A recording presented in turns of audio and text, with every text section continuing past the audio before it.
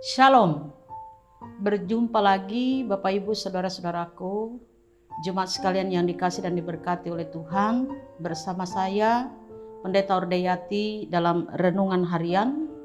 Hari ini Sabtu tanggal 23 Januari 2021. Dan tema untuk kita pada hari ini, menyadari akan kasih dan kebaikan Tuhan.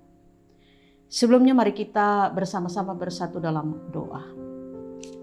Kami bersyukur kepadamu Tuhan atas kasih setia dan penyertaan Tuhan dalam hidup kami.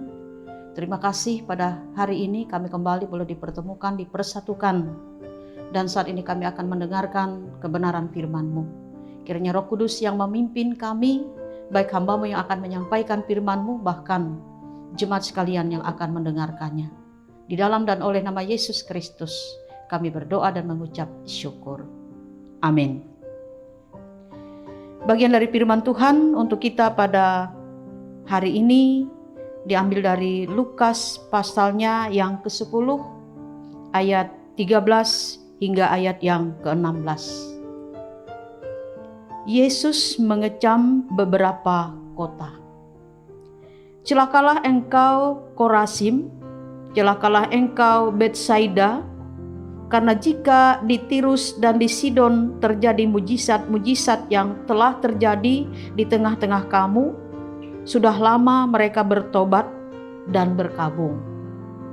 Akan tetapi pada waktu penghakiman, tanggungan Tirus dan Sidon akan lebih ringan daripada tanggunganmu.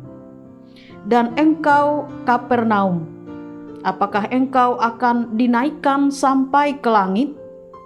Tidak, engkau akan diturunkan sampai ke dunia orang mati.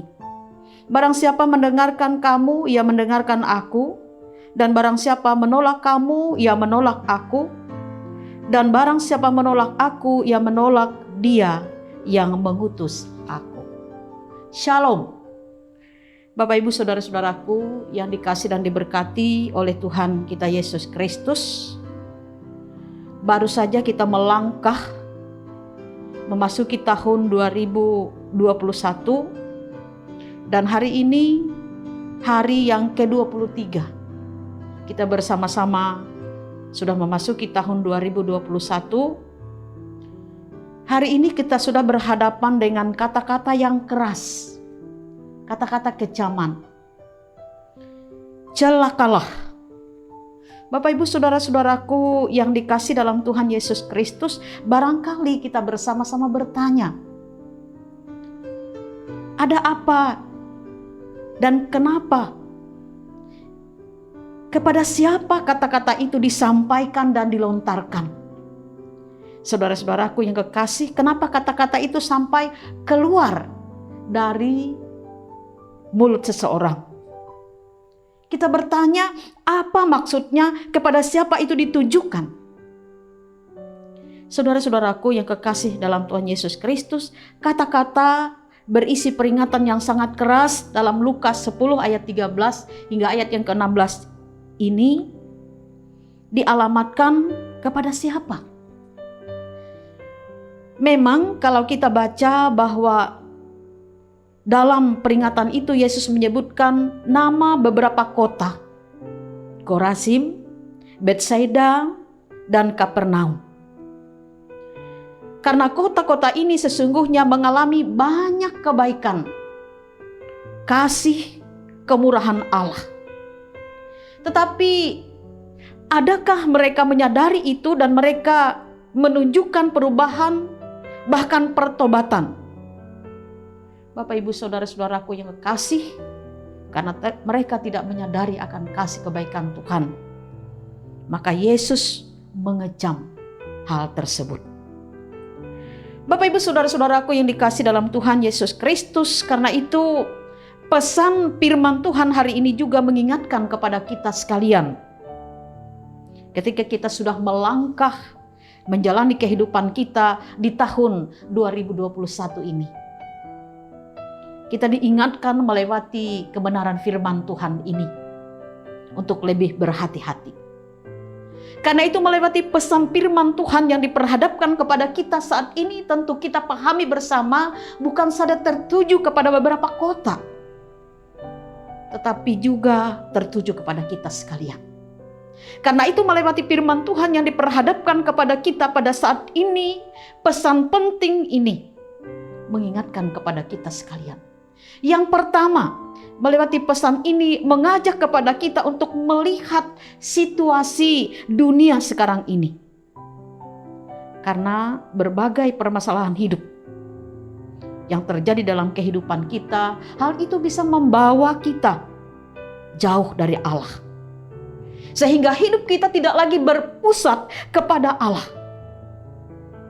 Oleh karena itu, sebagai seorang utusan Allah, Yesus ingin mengingatkan, Ia memperingatkan kita semua untuk menjadikan agar Allah sebagai sumber, Allah menjadi pusat di dalam kehidupan kita.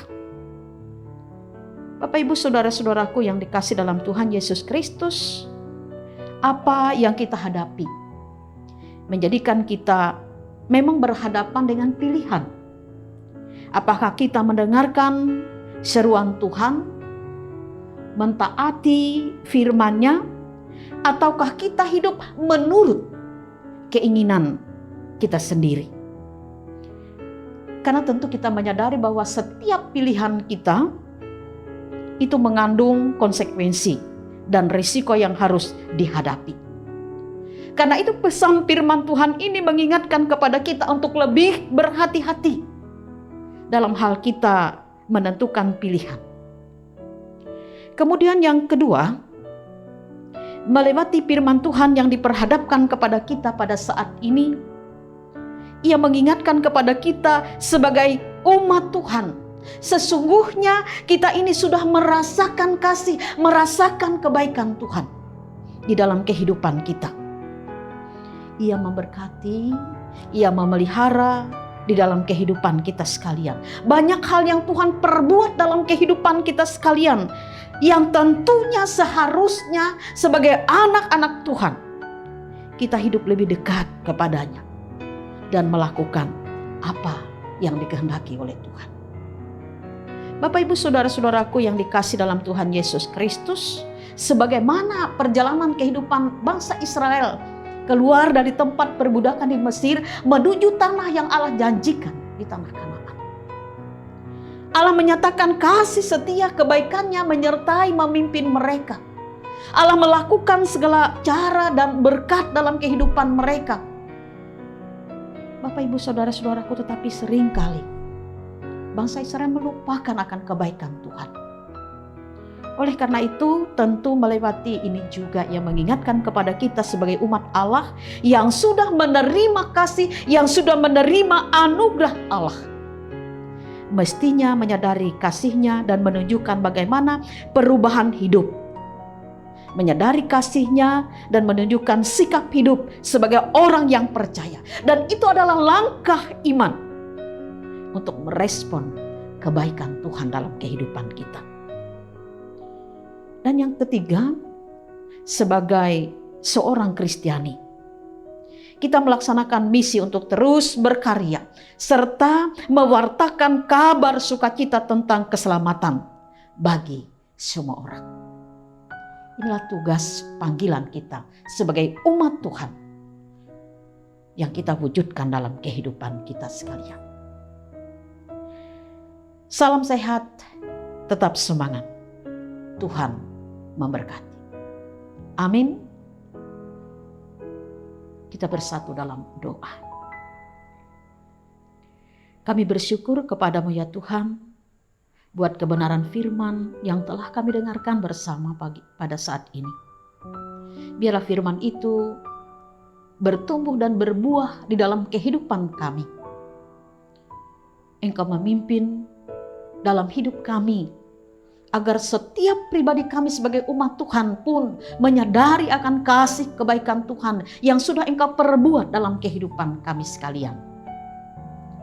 Sehingga dengan demikian sebagai tanda syukur kami atas segala kebaikan kasih Tuhan, kami boleh mewujudkan, kami boleh melakukan apa yang Tuhan kehendaki. Ketika kami merespon kebaikan Tuhan, sebagai umat Tuhan kami mampu menunjukkan sikap sebagai umat Kristiani di tengah-tengah kehidupan kami.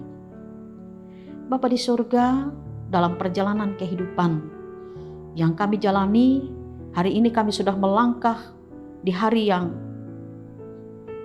ke-23 di tahun 2021 ini. Kami percaya kami boleh ada karena penyertaan Tuhan.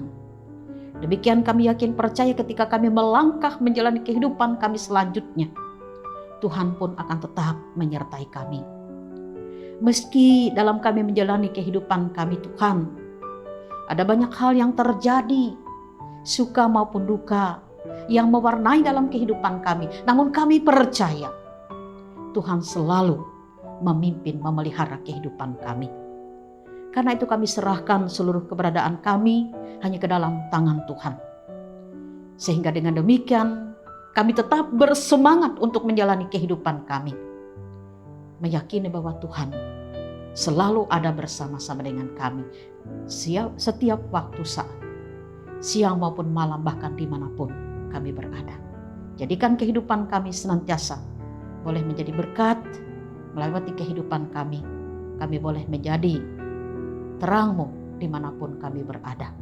Terima kasih, kami menyerahkan seluruh doa dan permohonan kami ke dalam tangan-Mu dalam Yesus Kristus, Tuhan kami, yang sudah mengajarkan kami mengucapkan doa Bapa kami. Bapa kami ada di surga, dikuduskanlah kiranya nama-Mu. Datanglah kerajaan-Mu, jadilah kehendak-Mu di bumi seperti di surga. Berilah kami pada hari ini makanan kami secukupnya. Ampuni kesalahan kami, seperti kami mengampuni orang yang bersalah kepada kami.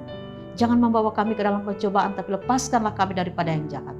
Karena Kalian punya kerajaan, kuasa, kemuliaan sampai selama-lamanya. Amin.